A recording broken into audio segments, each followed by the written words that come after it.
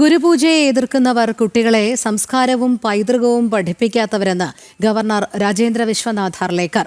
സ്കൂളുകളിൽ ഗുരുപൂജ നടത്തിയതിൽ എന്താണ് തെറ്റെന്നും ഗുരുവിനെ ആദരിക്കുകയല്ലേ വേണ്ടതെന്നും അദ്ദേഹം ചോദിച്ചു. ഗുരുവിനെ ആദരിക്കുന്നത് സംസ്കാരത്തിന്റെ ഭാഗമാണ്. ഭാരതാംബയും ഗുരുപൂജയും ഭാരതത്തിന്റെ പാരമ്പര്യവും പൈതൃകവും സംസ്കാരവുമാണെന്നും ഗവർണർ പറഞ്ഞു. Guru Puja is our culture, and in that culture we offer flowers at the feet of our Guru, and some people have objected to it. I don't understand from which culture these people are coming. What is their thoughts? Some people are objecting to it, and the Swamiji complained that they are running one school in Kasaragod. And in Kasaragod, some police came there. Why did you perform the Guru Puja? They said, what if we are to tell them? Why perform means? It is our sanskara, it is our culture of this country, of this soil. What answer can be given to this?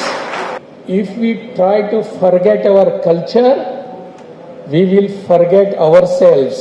We will be nowhere in this world. These people should understand this.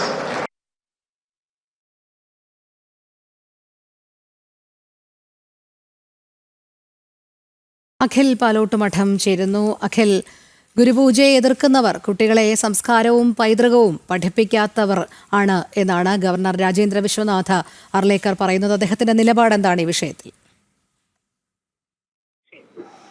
Rohini, ബാലഗോകുലത്തിൻ്റെ 50ാമത് ദക്ഷിണ കേരള മഹാസഭയുടെ സമ്മേളനത്തിൻ്റെ ഭാഗമായി നടന്ന പൊതുസഭയിലാണ് Kerala governor Rajendra Vishwanath Arlekar കേരളത്തിലെ സ്കൂളുകളിൽ നടന്ന ആ ഗുരുപൂജ മഹോത്സവത്തിന് അല്ലെങ്കിൽ ഗുരുവിനെ അധ്യാപകരെ ബഹുമാനിക്കുന്ന ആദരിക്കുന്ന ആ ചടങ്ങിനെ വിവാദമാക്കുന്ന കാര്യത്തിൽ ഒരു പരാമർശം നടത്തിയിരിക്കുന്നത്. അദ്ദേഹം ചൂണ്ടിക്കാട്ടിയത് ഗുരുവിനെ ആദരിക്കുക എന്ന് പറയുന്നത് അത് രാജ്യത്തിൻ്റെ നാടിൻ്റെ പൈതൃകവും സംസ്കാരത്തെയും കുട്ടികളിലേക്ക് പകർന്നു നൽകുന്നതിൻ്റെ കൂടെ ഭാഗമാണ്. കുട്ടികളെ ഭാരതത്തിൻ്റെ സംസ്കാരത്തെയും പൈതൃകത്തെയും പഠിപ്പിക്കാത്തവരാണ് ഇത് വിവാദമാക്കാൻ ഇറങ്ങിത്തിരിച്ചിട്ടുള്ളത് എന്നും അദ്ദേഹം കൂട്ടിച്ചേർത്തു. അദ്ദേഹം അതിനോടൊപ്പം തന്നെ ചേർത്ത് പറഞ്ഞ മറ്റൊരു കാര്യം കൂടിയുണ്ട്.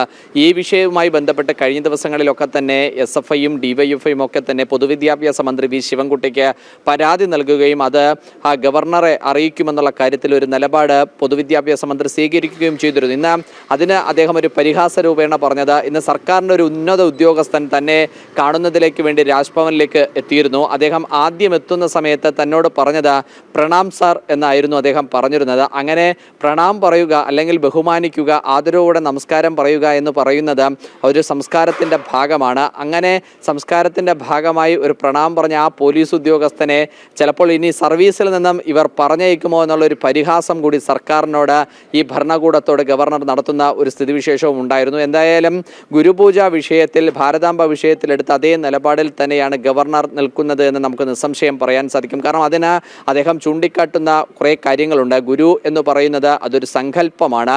ആ ഗുരു എന്ന് പറയുന്നത് അതിൻ്റെ അർത്ഥം തന്നെ വ്യക്തമാക്കുന്നത് ഇരുട്ടിൽ നിന്നും വെളിച്ചത്തിലേക്ക് ഒരു സമൂഹത്തെ ഒരു വിഭാഗത്തെ കൈപിടിച്ചുയർത്തുന്ന മഹാ ആചാര്യനാണ് ഗുരു എന്ന് പറയുന്നത്. അധ്യാപകൻ മാത്രമല്ല, അത് സന്യാസി വര്യന്മാരുണ്ട്, ചില ആചാര്യന്മാരൊക്കെയുണ്ട്. അപ്പോൾ എല്ലാവരും ബഹുമാനിക്കപ്പെടേണ്ടതാണ്, പ്രായത്തിന് മുതിർന്ന ആൾക്കാർ ബഹുമാനിക്കപ്പെടേണ്ടതാണ് എന്ന് അദ്ദേഹം ആ വേദിയിൽ പ്രസംഗിക്കുന്നുണ്ടായിരുന്നു. ബാലഗോകുലത്തിൻ്റെയാണ്, കുട്ടികളുടെ ഒരു സാംസ്കാരിക സംഘടനയായ ബാലഗോകുലത്തിൻ്റെ വേദിയിലാണ് അദ്ദേഹം ആ പരാമർശം നടത്തുന്നതും ആ പ്രസംഗം അദ്ദേഹം നടത്തുന്നതും. അദ്ദേഹം അത് വളരെ ലളിതമായാണ് ആ കുട്ടികളോട് പറയുകയും ചെയ്യുന്നത്. കുട്ടികൾ അത് അധ്യാപകരെന്ന നിലയിൽ അധ്യാപകരെ ബഹുമാനിക്കേണ്ടതാണ്.